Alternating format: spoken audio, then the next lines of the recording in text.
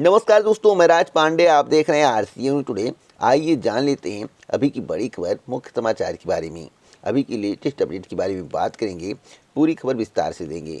सच को सच कहेंगे, झूठ को झूठ कहेंगे। न पक्ष न विपक्ष, वनली निष्पक्ष खबर इस चैनल के माध्यम से आपको दी जाती है। आज की इस वीडियो में 20 बड़ी खबरों के बारे में आपको जानकारी देंगे, जो कि यूपी, बिहार और राजस्थान की है। वीडियो को पूरा देखते रहिए, समझने का प्रयास करिए, ध्यान से सुनिए, जिससे आपको पूरी बात समझ में आए। वीडियो पसंद आए तो लाइक शेयर ज़रूर करिएगा। इसी प्रकार की ऑथेंटिक जानकारी अगर आप प्रतिदिन चाहते हैं, आप चाहते हैं कि आपको यूपी, बिहार, राजस्थान की सभी खबरें मिलती रहे, जो आपके लिए इम्पॉर्टेंट हो, भर्ती परीक्षाओं से संबंधित, आम जनता से संबंधित, पॉलिटिक्स से संबंधित, तो इस चैनल को अभी सब्सक्राइब कर लें, बेल आइकन दबा दें और प्रेस कर दें, जिससे हमारे वीडियो का नोटिफिकेशन आप तक सबसे पहले पहुंच जाए, वीडियो को आप सबसे पहले देख पाएँ। सबसे पहले मैं बात करूंगा राजस्थान सरकार की।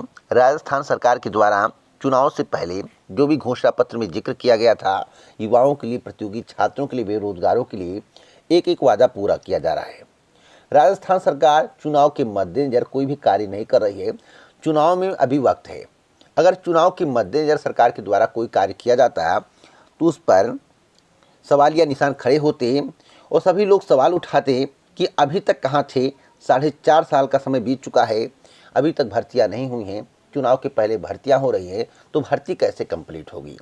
आपके जहन में एक सवाल होगा कि राजस्थान में भी पेपर लीक होते हैं, राजस्थान में भी भ्रष्टाचार होता है, राजस्थान में भी धरना प्रदर्शन चल रहा है।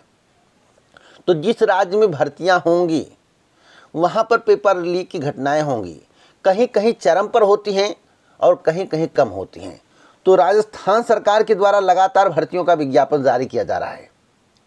अभी चुनाव नहीं है, चुनाव आएगा तो कितनी भर्तियां आएंगी आप लोग सोच सकते हैं, मुझे बताने की आवश्यकता नहीं है। और जो राजस्थान में धरना प्रदर्शन चल रहा है वह शिक्षकों की भर्ती के लिए, यानी कि सरकार ने 31,000 पदों की घोषणा की थी, 16,000 प्लस 15,000। सरकार उस वादे को पूरा करने जा रही है, लेकिन बेरोजगारों की मांग है, प्रशिक्षुओं की मांग है, रीट अभ्यर्थियों की मांग है कि 3 साल का वक्त बीत चुका है, यानी कि 3 साल से ज़्यादा का समय हो चुका है। तो पदों की संख्या और बढ़ गई होगी, लोग सेवानिवृत्त हुए होंगे, तो उन पदों को भी ऐड करके भर्ती का विज्ञापन जारी किया जाए। सही बात यह है, तो मैं आपको बताना चाहता हूं, सरकार ने 31,000 की घोषणा की थी, 31,000 पदों पर भर्ती करने जा रही है। अभी इस पर एक और बैठक होगी। संभावना है कि 35,000 से लेकर 45,000 पदों की संख्या हो सकती है। इधर एक गुड न्यूज मैं आपको देना चाहता हूं। खेल से खोलो किस्मत मुहिम लाई रंग, नए सिरे से लागू होगा स्टाफिंग पैटर्न। मंत्री ने जारी किया नया पैटर्न। 105 छात्रों पर एक पीटीआई की होगी नियुक्ति। प्रदेश को मिलेंगे 2,232 नए पीटीआई। शिक्षकों के भी 10,000 नए पद होंगे सृजित। तो अब तक की सबसे बड़ी खबर है। आप देखिए, राजस्थान में पटवारी की भर्ती, बीडीओ की भर्ती, शिक्षकों की भर्ती, लगातार भर्तियां आ रही हैं।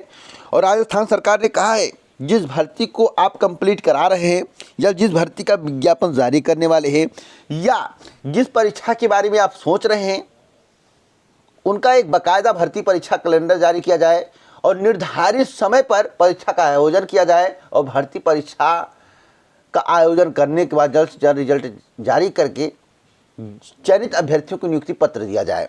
इस तरह के आदेश दिए गए हैं और उस आदेश पर अमल हो रहा है। लेकिन उत्तर प्रदेश की अगर हम बात करें, उत्तराखंड की बात करें, तो मुख्यमंत्री जी ने एक बैठक की जिसमें कहा गया कि 6 महीने में भर्ती प्रक्रिया को पूरा करके ज्वाइनिंग दिया जाए। नहीं काम हुआ। एक भी वादा मुख्यमंत्री जी के द्वारा किया गया पूरा नहीं हो रहा है। 90 दिन में भर्ती प्रक्रिया को पूरा कर दिया जाएगा, वह भी वादा पूरा नहीं हुआ। 3-3 साल से 4-4 साल से भर्तियां पेंडिंग है। यूपी SSSC का सबसे बदतर हाल है। अगर शिक्षा मित्रों के पद खाली ना होते तो हो सकता था कि शिक्षकों की भर्ती ही ना होती। सच्चाई मैं आपको बता रहा हूं। लखनऊ में धरना प्रदर्शन हो रहा है और सरकार एक तीर से 3 निशाना लगाकर लोगों को खुश करने का प्रयास कर रही है। ओबीसी वर्ग को, जनरल वर्ग को। 8,500 शिक्षक भर्ती के जो रिक्त पद हैं, उन पदों को भरने की बात कर रही है। लेकिन सरकार के द्वारा सुप्रीम कोर्ट में पहले ही 51,112 का हलफनामा दिया गया है। आखिरकार सरकार 51,112 पर भर्ती क्यों नहीं कर रही, मैं आपको बताना चाहता हूं। जहां तक मुझे लगता है कि 2022 विधानसभा चुनाव के बाद संविदा लागू हो जाएगी, मुझे लग रहा है। आगे कोई अपडेट होगी तो मैं आपको दूंगा, लेकिन मैं आपको बता दूं कल का संघर्ष यानी कि 28 तारीख को जो संघर्ष हुआ है, लखनऊ में प्रदर्शन हुआ है, वह प्रशासन के कान खड़े कर दिया है। यानी कि शासन तक बात पहुंची है, मुख्यमंत्री जी के संज्ञान में यह बात आई है कि बहुत बड़ा प्रदर्शन लखनऊ में हुआ है, इसका आपको लाभ मिल सकता है। लेकिन अगर आप आश्वासन लेकर वापस आए तो गारंटेड कहता हूं कि भर्ती नहीं आएगी। आपको कुछ ना कुछ करके आना है, भर्ती लेकर आना, लिखित आश्वासन लेकर आना है। और आप मान कर चलिए, अगर आप इसी तरह से मेहनत करते रहे तो गारंटेड है कि भर्ती का विज्ञापन जारी होगा। मेरे द्वारा से कहा गया था या तो आप प्रदर्शन करिए, अपनी मांग को सरकार तक पहुंचाने का प्रयास करिए, क्योंकि यह आपका हक है, आपका लोकतांत्रिक हक है। आप अपनी मांग सरकार तक पहुंचा सकते हैं किसी भी माध्यम से। तो आपकी संख्या बल पर निर्भर करेगा। अगर आपका संख्या बल ज़्यादा होगा तो उसका असर पड़ेगा, और उसका असर कल पड़ा है। 28 तारीख को उसका असर पड़ा है।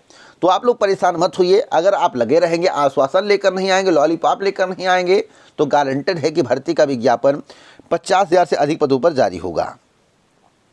अगली अपडेट है बिहार की, गुड न्यूज़ है। 67वीं संयुक्त प्रतियोगिता परीक्षा की रिक्तियों में वृद्धि कर दी गई है। बिहार लोक सेवा आयोग द्वारा आयोजित की जाने वाली 67वीं संयुक्त प्रतियोगिता परीक्षा की रिक्तियां 4 और बढ़ गई हैं। गृह विभाग की ओर से रिक्तियां बढ़ाई गई हैं। अब रिक्तियों की संख्या बढ़कर 798 हो गई है, जो आपके लिए खुशखबरी है। आप पीटी परीक्षा की तैयारी करिए, जल्द ही इसके संबंध में आपको आधिकारिक जानकारी दी जाएगी। परीक्षा तिथि की घोषणा जनवरी माह में की जाएगी, सेकंड वीक या थर्ड वीक में। अगली अपडेट है, सूबे में बूंदाबांदी व तेज हवा से बढ़ी कनकनी। मैं आपको बताना चाहता हूं 18 जिलों में बारिश हो रही है, और भी जिलों में इसके असर जाने के संकेत हैं। कल से मौसम ठंडा है, आज भी ठंडा रहने के आसार हैं। कल से मौसम साफ होता नजर आएगा। अगली अपडेट है, होम सेंटर पे ही 10 जनवरी 2022 से होगी इंटर की प्रायोगिक परीक्षा। पटना की खबर है, सभी परीक्षार्थियों को प्रायोगिक परीक्षा में बैठना अनिवार्य होगा। 20 जनवरी तक होगी प्रायोगिक परीक्षा, सामग्री भेजी गई। 1 से 14 फरवरी के बीच होगा इंटर की मुख्य परीक्षा, तैयारियां जारी है। तो अब तक की सबसे बड़ी खबर है। अगली अपडेट है प्रयागराज की। मैं आपको बताना चाहता हूं कि आयोग की वेबसाइट पर बदल दिया शहर के शायरों का नाम। देखिए, नाम बदलने में वर्तमान सरकार माहिर है। देखिए, वर्तमान सरकार में काफ़ी नाम बदले गए हैं, आप लोगों को मालूम होगा क्या क्या नाम किया गया है, और जिसमें खर्चा भी आता है। 50 करोड़, 60 करोड़, 70 करोड़, 100 करोड़ तक रुपए लग जाते हैं, क्योंकि अगर नाम बदलेंगे तो सब कुछ बदलना पड़ेगा। यहाँ पर देखिए लिखा हुआ है कि आयोग की वेबसाइट पर बदल दिया शहर के शायरों का नाम। यहाँ पर पूरी जानकारी दी गई है। लिखा हुआ है कि जहाँ शायरों के नाम के आगे इलाहाबादी के स्थान पर प्रयागराज लिखा हुआ है, यानी कि जहाँ इलाहाबादी लिखा जाता था वहाँ प्रयागराज लिख दिया गया है। वाह रे सरकार वाह!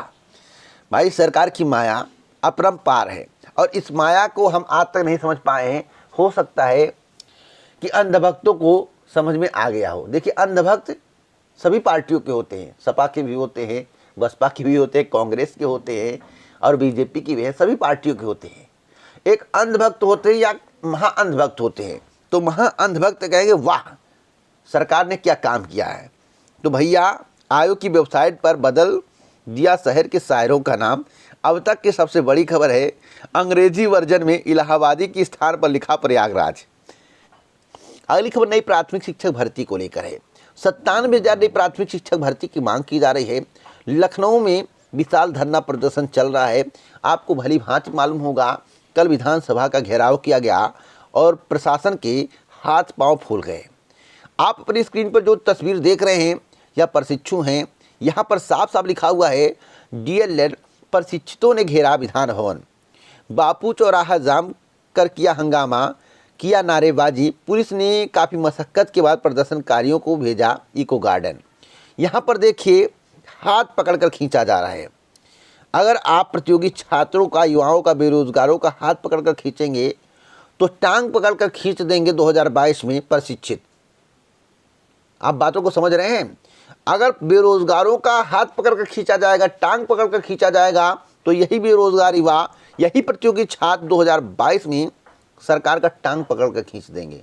मैं स्पष्ट रूप से बताना चाहता हूं, जिस तरह से बर्ताव कल विधान भवन पर किया गया, जिस तरह से प्रशासन ने अपनी ताकत झोंकी, जिस तरह से प्रशासन ने धमकी दी, जेल में डाल दूंगा, कैरियर बर्बाद कर दूंगा, मुकदमा दर्ज कर दूंगा, जो प्रदर्शन हो रहा है यह प्रशिक्षितों का अधिकार है, लोकतांत्रिक अधिकार है। सरकार जब मांगे नहीं मानती है, सरकार उन मांगों को पूरा नहीं करती है जो आवश्यक होती हैं, तो युवा को रोड पर आना पड़ता है। वही सीन आपको दिखाई दे रहा है। यहाँ पर लिखा हुआ है कि बेसिक शिक्षा में नए सिरे से 97,000 शिक्षक भर्ती की मांग को लेकर डीएलएड प्रशिक्षितों ने मंगलवार को विधान भवन और भाजपा दफ्तर का घेराव कर जमकर हंगामा किया। प्रदर्शनकारियों के हुजूम ने बापू भवन चौराहा जाम कर कई घंटे तक नारेबाजी की। प्रदर्शनकारियों को काबू करने में पुलिस को भी काफ़ी मशक्कत करनी पड़ी। तो यह प्रदर्शनकारी नहीं है, युवा बेरोजगार हैं जो अपने हक के लिए लड़ रहे हैं, और अपने हक के लिए लड़ना गलत नहीं है। सरकार को इनके बारे में सोचना चाहिए और नई प्राथमिक शिक्षक भर्ती का विज्ञापन जारी करना चाहिए। जो सरकार के द्वारा लॉलीपॉप दिया गया है, उस लॉलीपॉप में 51,112 को ऐड करना चाहिए, जो सुप्रीम कोर्ट में हलफनामा दिया गया है। अगर सरकार ऐसा नहीं करती है तो आज प्रशिक्षितों का टांग पकड़कर खींचा जा रहा, हाथ पकड़कर खींचा जा रहा है। 2022 की विधानसभा चुनाव में प्रशिक्षित युवा बेरोजगार सरकार का टांग पकड़कर खींच देंगी और सत्ता परिवर्तन हो जाएगा। तो सरकार को इसके बारे में सोचना चाहिए। अगली अपडेट है, 30 दिसंबर को जारी होगी ओबीसी एससी अभ्यर्थियों की चयन सूची। 28 तक तैयार नहीं हो सकी सूची, किसी भी विवाद में नहीं फंसना चाहता विभाग। तो अब तक की सबसे बड़ी खबर है, 69,000 शिक्षक भर्ती में जो 6,000 पदों पर भर्ती होनी है, जैसा कि घोषणा किया गया है, उसी के साथ 17,000 नई प्राथमिक शिक्षक भर्ती की घोषणा की गई थी। तो उन 6,000 अभ्यर्थियों की सूची 30 दिसंबर 2021 को जारी की जाएगी। अब तक की सबसे बड़ी खबर है। अगली अपडेट है, भारांक के लिए शिक्षा मित्रों का प्रदर्शन। बेसिक शिक्षा में 69,000 शिक्षक भर्ती में भारांक न मिलने से नियुक्ति से वंचित शिक्षा मित्रों ने निषादगंज स्थित SCRT पर मंगलवार को लगातार दूसरे दिन प्रदर्शन किया। इन शिक्षा मित्रों का कहना है कि वे भर्ती परीक्षा की सभी योग्यता पूरी करते हैं, लेकिन उन लोगों को भारांक न देकर भर्ती प्रक्रिया से बाहर कर दिया गया। प्रदर्शन में अनुभा वर्मा, जमाल अहमद, लक्ष्मी सिंह, अंजू, सना खातून, शशि, दीपमाला, संगीता समेत कई शिक्षामित्र शामिल रहे। तो आखिरकार इन्हें भारांक क्यों नहीं दिया गया? इसका कारण क्या है? क्या इन्हें भारांक नहीं मिलना चाहिए? सरकार इसके बारे में जवाब दे। 69,000 शिक्षक भर्ती में जितना घपला हुआ है, जितना विवाद है, उतना विवाद किसी भर्ती में नहीं है और किसी भी राज्य में नहीं है। अगली खबर यूपी विधानसभा चुनाव 2022 को लेकर है। यूपी विधानसभा चुनाव 2022 की तैयारियां की जा रही हैं। आपको भली भांति मालूम होगा कि यूपी विधानसभा चुनाव को आगे टालने की बात चल रही है, लेकिन 99% आशा है कि चुनाव समय पर होगा। कुछ पाबंदियां की जा सकती हैं। आपको मैं बता दूं कि कल चुनाव आयोग के द्वारा एक बैठक की गई, जिसमें विपक्षी पार्टियां भी शामिल हुई और विपक्षी पार्टियों ने कई मुद्दों पर चर्चा की। विपक्षी पार्टियों का कहना है कि समय पर और निष्पक्ष चुनाव हो। आज के समाचार पत्र में इसके संबंध में जानकारी दी गई है। साथ साथ जो ईवीएम पर सवालिया निशान खड़े होते हैं, ईवीएम बदलाव के बारे में जानकारियां मिलती हैं। यह बताया जाता है कि ईवीएम यहाँ पर ख़राब थे, यहाँ पर ईवीएम को बदल दिया गया, ट्रक से ईवीएम पकड़े गए। इस पर जो है पाबंदी लगनी चाहिए। साथ साथ कांग्रेस ने कहा कि अपर मुख्य सचिव गिरी को हटाया जाए। तो चुनाव के समय उच्च अधिकारियों में बदलाव किया जाना चाहिए, पद परिवर्तित किए जाने चाहिए, एक स्थान से दूसरे स्थान पर ट्रांसफ़र होना चाहिए, जिससे चुनाव में पारदर्शिता बनी रहे। तो आप अपनी स्क्रीन पर देख सकते हैं, यह पूरी खबर है।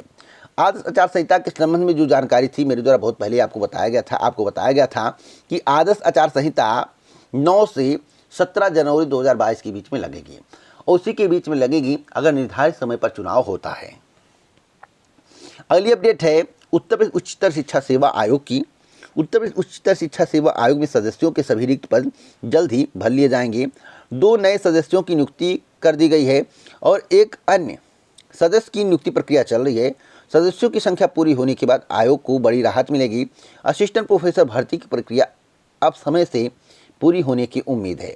तो अब तक की सबसे बड़ी खबर है। आपको बता दें कि लिखित परीक्षा का परिणाम जारी होने के बाद इंटरव्यू की तिथि घोषित की जाएगी। इसी आधार पर अंतिम चयन किया जाएगा। अब लिखित परीक्षा का परिणाम कब तक जारी होगा, मैं आपको बताना चाहता हूं कि आयोग की तैयारी है कि जनवरी में आपत्तियों का निस्तारण करते हुए फरवरी में लिखित परीक्षा का परिणाम जारी कर दिया जाए। अब फरवरी में किस सप्ताह जारी होगा, तो 15 के बाद परिणाम जारी होने के चांस हैं। वैसे फरवरी में परिणाम आएगा, लेकिन 15 के बाद फुल चांस है कि परिणाम जारी कर दिया जाएगा। अगली अपडेट है युवाओं की उम्मीदों को नया आसमान। जैसा कि आप अपनी स्क्रीन पर जो टैबलेट और स्मार्टफोन युवाओं के हाथ में देख रहे हैं, या योगी जी के द्वारा वितरित किया गया है। यहाँ पर योगी जी भाषण देते हुए नज़र आ रहे हैं, संकेत दे रहे हैं या विकास है।